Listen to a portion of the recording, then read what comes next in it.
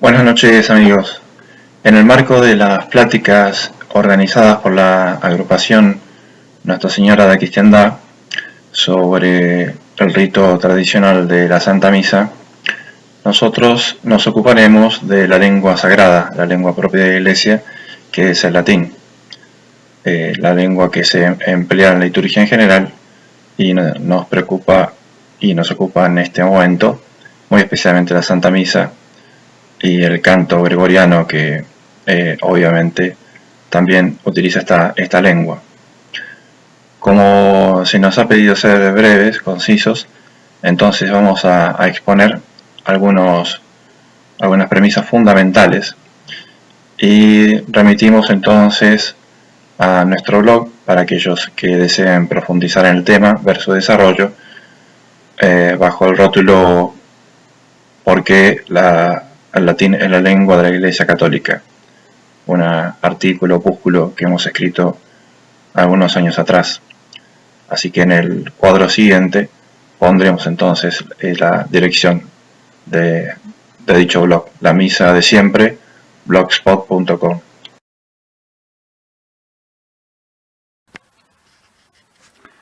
Como sabemos, el latín ha sido abandonado oficialmente con la reforma litúrgica postconciliar. Sin embargo, el Papa mismo que inicia el Concilio Vaticano II, es decir, Juan XXIII, no solamente no tenía en mente tal abandono, sino que promulgó una constitución apostólica llamada Veterum Sapientia para reafirmar la importancia del latín y dar nuevo empuje al cultivo de la lengua eclesial.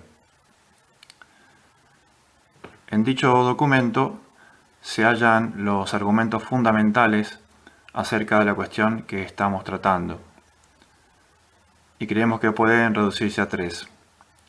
Primero, el latín fue la lengua hablada por el imperio que Dios preparó para la venida de su Hijo.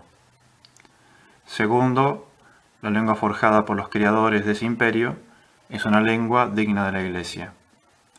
Tercero, es una lengua connatural a la Iglesia. Y por eso desarrollaremos a continuación tres ítems.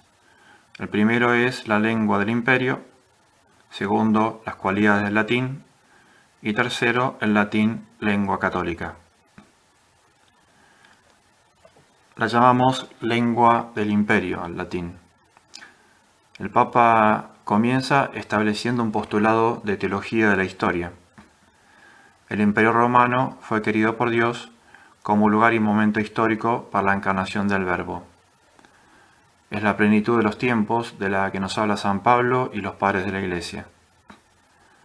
Así, por ejemplo, San León Magno nos dice: en efecto, convenía sobremanera a la hora dispuesta por la mano divina que muchos reinos fueran unidos en federación en un solo imperio, de modo que la predicación universal pudiera así extenderse a los pueblos regidos por un solo gobierno.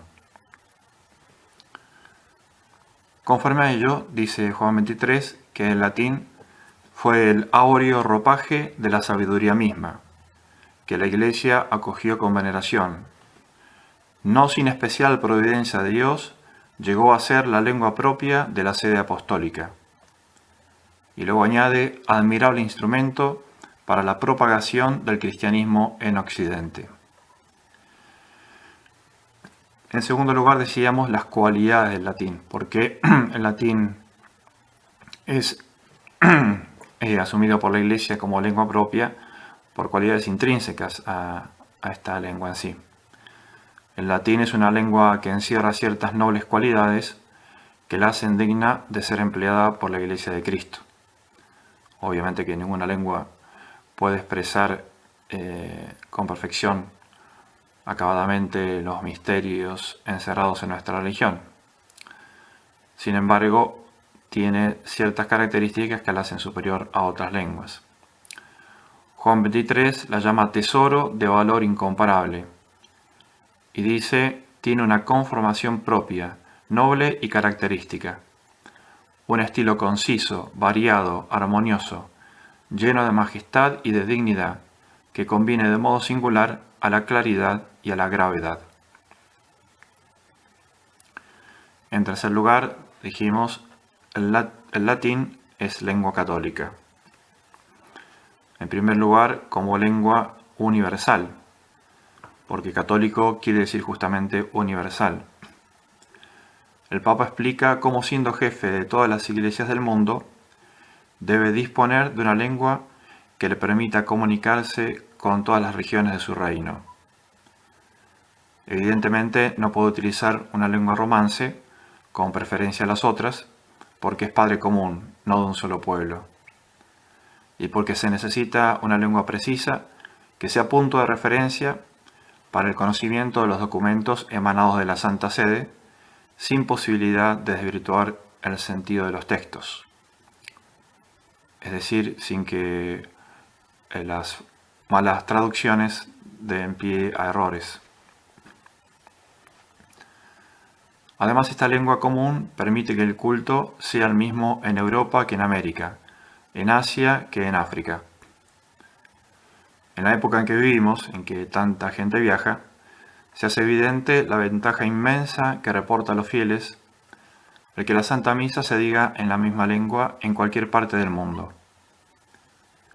Hoy en día, un fiel que desconoce el idioma del país que visita no puede seguir la misa, aun cuando hubiera unidad de rito en la iglesia actual, lo que está lejos de ocurrir, ¿no? Porque sabemos las amplias libertades que se toman los sacerdotes al celebrar la Santa Misa. En cambio, un fiel con su misal puede seguir fácilmente cada oración de la misa en el rito tradicional, al tener frente a su vista el texto en la lengua de todos los pueblos, católica, eso significa universal, y la de su propio pueblo, es decir, la traducción al lado del latín, paralelamente al latín. En segundo lugar, es una lengua inmutable. No tan solo universal, sino también inmutable, debe ser la lengua usada por la Iglesia, dice el Papa. ¿Por qué razón debe ser inmutable? Para que no cambie el sentido de los textos con el paso del tiempo. Y por eso el latín es una puerta que pone en contacto directo con las verdades cristianas transmitidas por la tradición y con los documentos de la enseñanza de la Iglesia. Y añade un vínculo eficacísimo que une en admirable e inalterable continuidad a la Iglesia de hoy con la de ayer y mañana. Como dijo ya anteriormente el Papa Pío XII, hablando de esta lengua, resguarda el dogma, es un antídoto eficaz contra toda corrupción de la pura doctrina.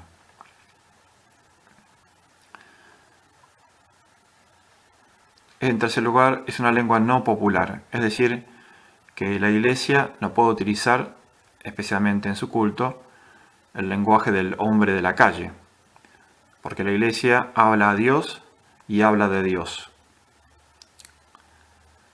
Dice la gran filóloga holandesa Christine Morman, en todas partes donde el hombre toca las cosas divinas, su lenguaje se aleja del lenguaje corriente.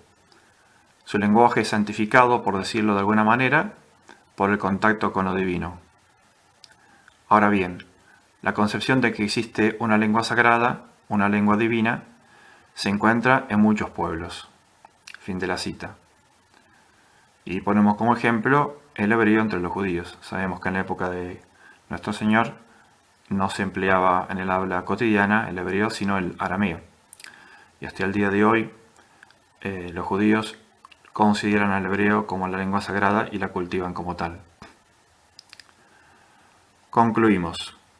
Por lo tanto, el latín nos habla de las 4 notas de la verdadera Iglesia. Es una lengua única que comunica a pueblos de todo el mundo. La Iglesia es una y universal, a la vez católica, engloba a diversos pueblos. El latín es lengua sagrada, como santa es la Iglesia, y vehículo magnífico de la enseñanza apostólica, es decir, de la sagrada tradición.